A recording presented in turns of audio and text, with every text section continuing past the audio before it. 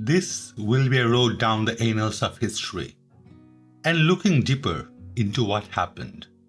Why and how did the glorious movement of science in medieval Islamic world stopped? This is the rise and fall of science in medieval Islamic world. Spanning the period roughly between 786 and 2058 AD, science was developed and practiced during this golden age under the Umayyads of Córdoba, the Abbadids of Seville, the Samanids, the Ziyarids, and Buyids in Persia, and Abbasid Caliphates and beyond. First, a little bit of context. The Islamic era began in 622.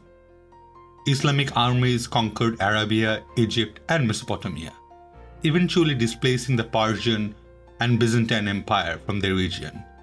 Within a century, Islam had reached the area of present-day Portugal in the west and Central Asia in the east. Major religious and cultural works of Islamic Empire were translated into Arabic and occasionally Persian. Islamic culture inherited Greek, Indic, Assyrian, and Persian influences. A new common civilization formed based on Islam.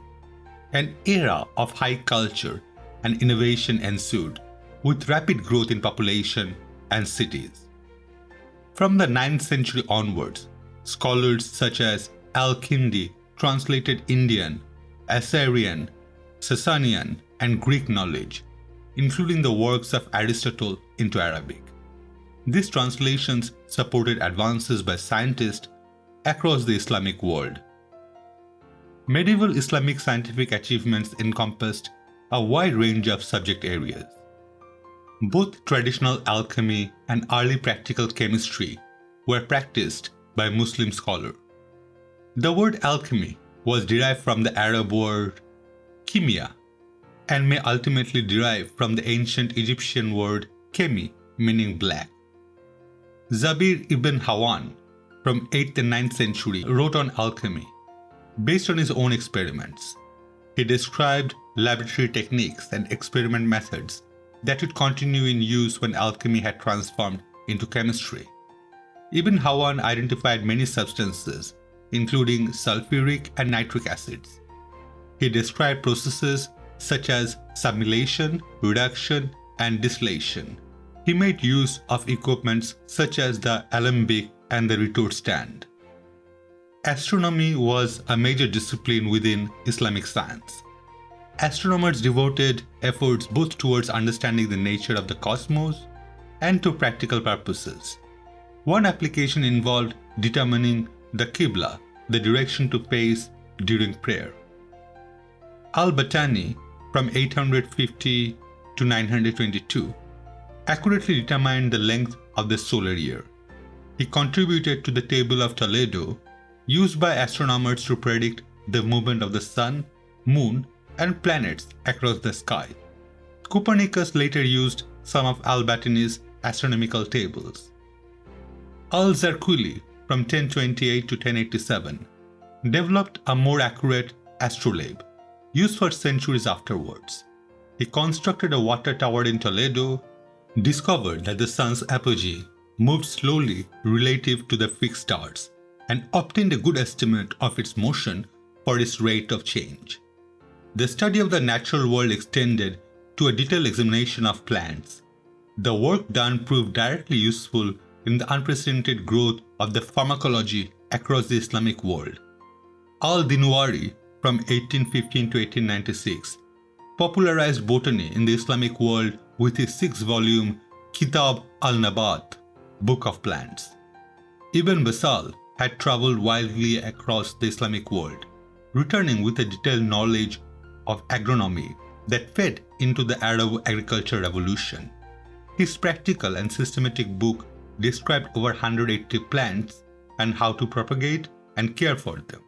It covered leaf and root vegetables, herbs, spices, and trees.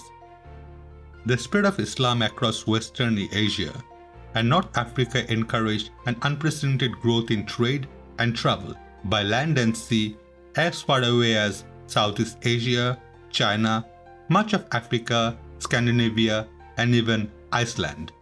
Geographers worked to compile increasingly accurate maps of the known world, starting from many existing but fragmentary sources. Abu Zayd al-Balkhi from 1850 to 1934 wrote an atlas called Suwar al-Akalim, or Figures of the Regions. Al-Biruni from 973 to 1048 measured the radius of the earth using a new method of observing the height of a mountain at Nandana, now in Pakistan.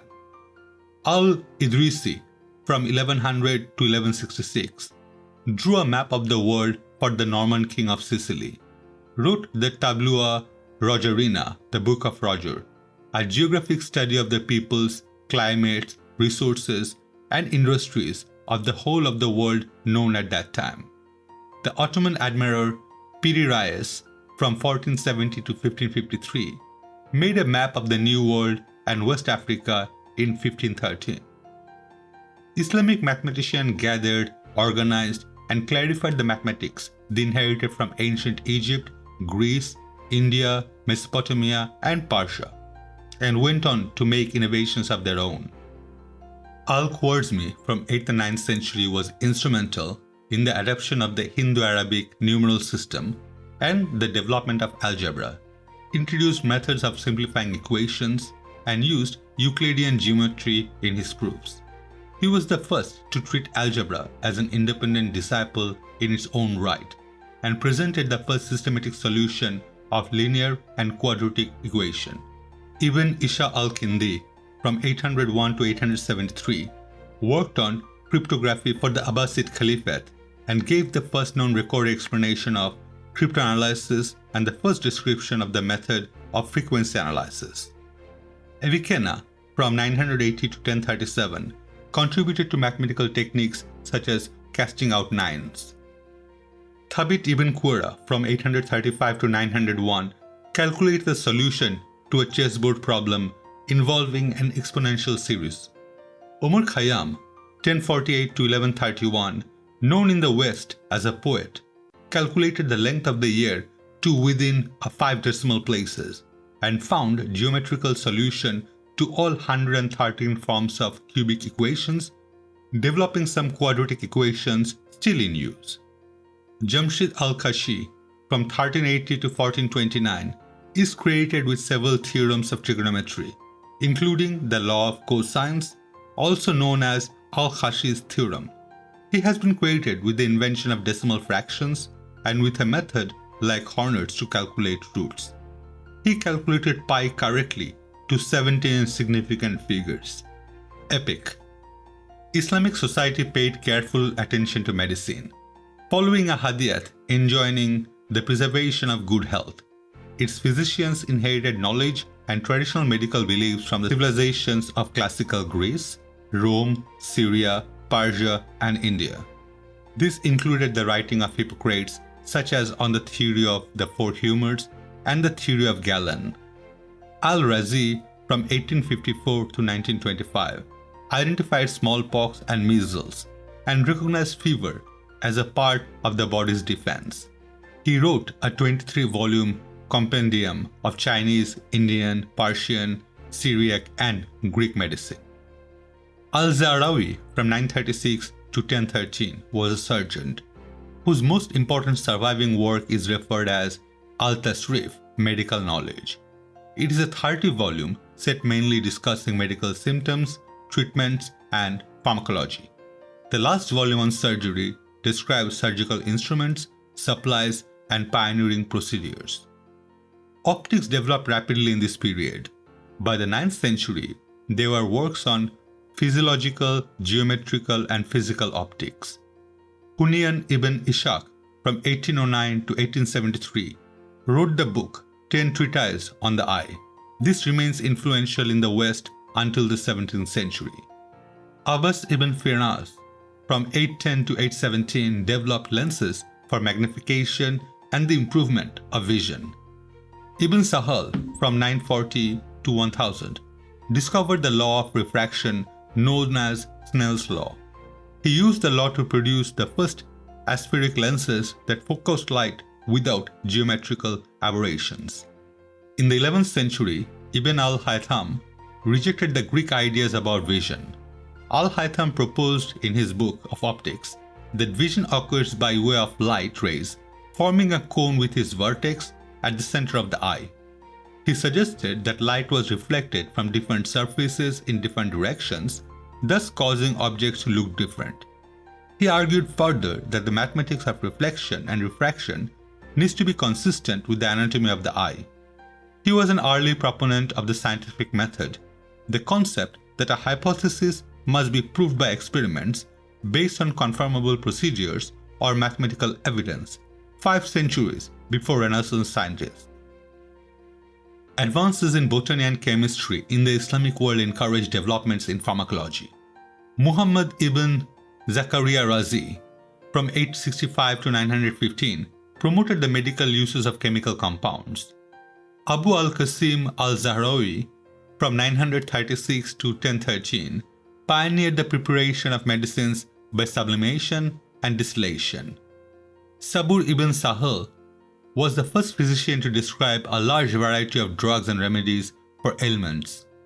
Al-Muwaffaq in the 10th century wrote The Foundations of the True Properties of Remedies, describing chemicals such as arsenic oxide and salicylic acid.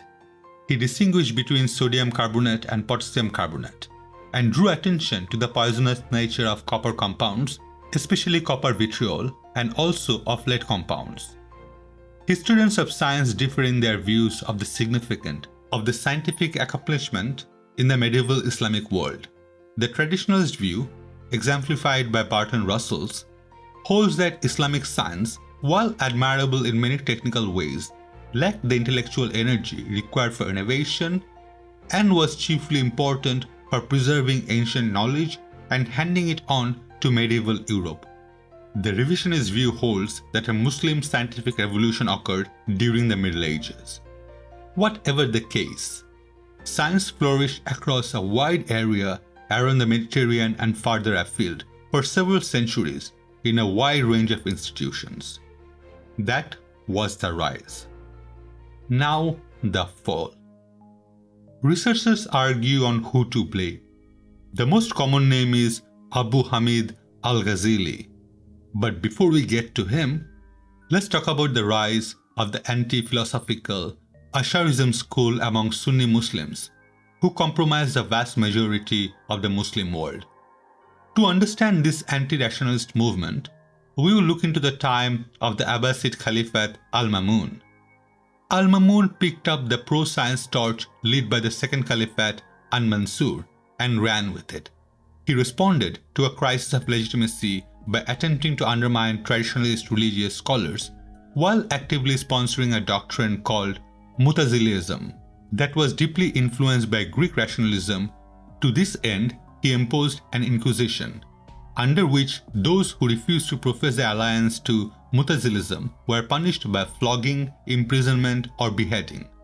By the Caliphate, who followed al-Mamun, upheld the doctrine with less fervor, and within a few decades, adherence to it became a punishable offense. The backlash against Mutazilism was tremendously successful. By 885, a half-century after al-Mamun's death, it even became a crime to copy books of philosophy. The beginning of this de-Hellenization of Arabic high culture was underway. By the 12th or 13th century, the influence of Mutazilism was nearly completely marginalized. In its place arose the anti-rationalist Ash'ari school. With the rise of the Ash'arids, the ethos in the Islamic world was increasingly opposed to the original scholarship and any scientific inquiry that did not directly aid in religious regulation of private and public life. While the Mutazilids have contended that the Quran was created and so God's purpose for man must be interpreted through reason, the Ash'arites believe the Quran to be coeval with God and therefore unchallengeable. At the heart of Ash'ari metaphysics is the idea of occasionalism, a doctrine that denies natural causality. Put simply, it suggests natural necessity cannot exist because God's will is completely free. Ash'arites believe that God is the only cause So the world is a series of discrete physical events, each willed by God. The greatest and most influential voice of the Ash'arites was the medieval theologian Abu Hamid Al Ghazali. In his book, The Incoherence of the Philosophers, Al Ghazali vigorously attacked philosophy and philosophers, both the Greek philosophers themselves and their followers in the Muslim world such as Al-Farabi and Avicenna.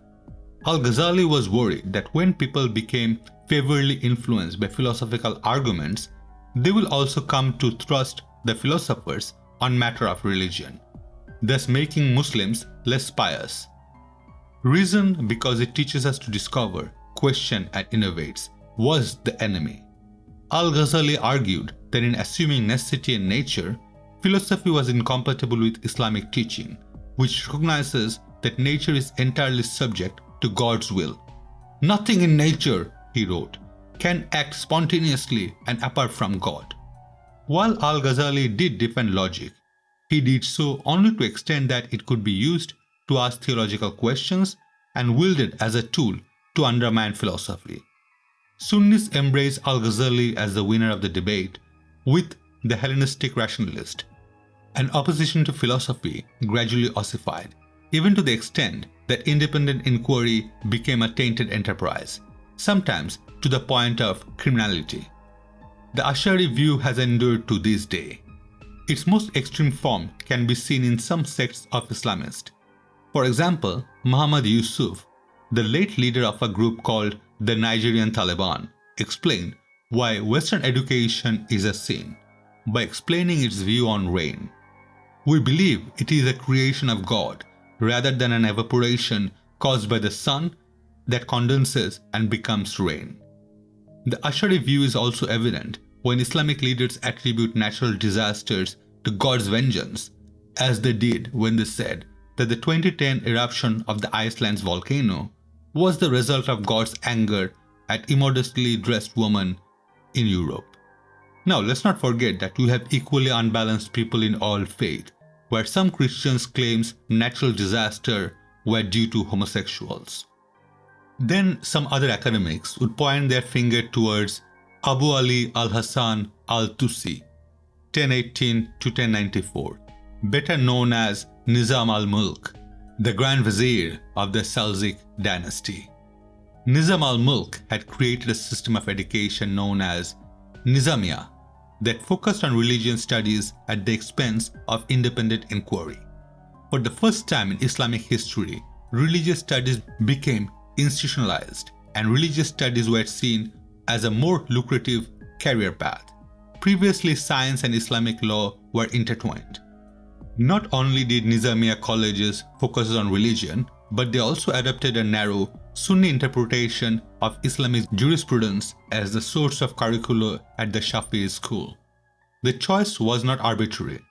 The Shafi'i school focused on the fundamentalist principles of Sharia and disdained the rationalist approach that had gained momentum during the reigns of Damascus-based Umayyad dynasty and the Baghdad-based Abbasid dynasty. Shia Islam was gaining prominence, and Batniawa, group that adhered to historic interpretation of Sharia, began to take root in Iraq, Syria, and Egypt. The purpose of Nizamiyah colleges, where Al-Ghazali taught but later left, was to counter those growing non-Sunni currents. Nizamiyah colleges were established in major cities under the control of the Abbasids or Suljuks, rulers who were nominally loyal to the Abbasids, including Baghdad, Isfahan, and areas where Shiites formed majorities at the time, such as in Basra and the Syrian region of Al-Jazira. Scholars at the time noted the tendency of students to leave their traditional schools to study religion at the colleges. Some Sunni clerics also complained that many had adopted the Shafi school as their religious affiliations. Graduates were given priority in key government jobs, namely in the judiciary, Hizbah, Sharia enforcement or police, or fiqh, jurisprudence. Nizamiyah colleges were the Ivy League colleges of the 12th century. Scholars graduating from the colleges were armed with argumentative skills to battle the Batiniwa whenever they found them.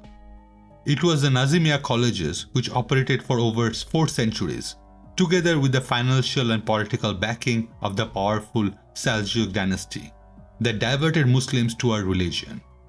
Dynasties that came after the Seljuks followed suit in supporting a specific strand of Islam. Other factors played a role. The Abbasid dynasty, which was the guardian of science, was in decline, and the Islamic world splintered into several kingdoms. Religious intolerance started to entrench, and scientific inquiry declined. Whatever the reason were, the end result was demise of the Golden Age. If you feel proud of those scientists because they are Muslim, great. I feel proud because they were my peers. They asked the most simple question that we still ask today: why? They dedicated their life for science, and anyone who does that is a friend of mine. That's all for this video. Thank you for watching. If you have enjoyed this content, great. Please give it a thumbs up and maybe comment to fit the giant YouTube algorithm. I don't really have anything like this content in my channel, but please browse around. I do have some movies and book recommendation, and a lot of science and logic-based debunking. If you're into those kind of things, please subscribe to be notified of future posts. Have a safe day. Signing off.